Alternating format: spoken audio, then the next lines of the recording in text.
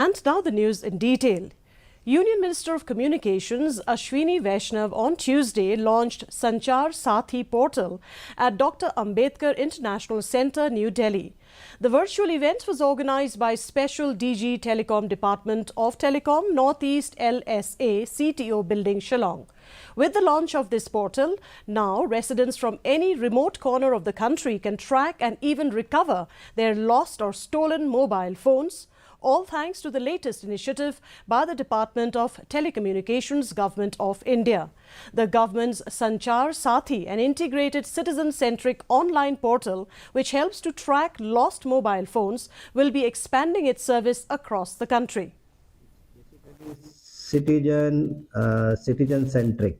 It will help customers of any company, whether it is Airtel, whether it is BSNL, whether it is any mobile customer of any service provider.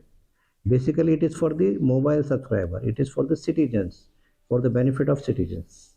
If you want to know that in your name, in your Aadhaar card, how many connections have been taken, through this portal, you can just log in and find out. The Union Minister of Ports, Shipping and Waterways and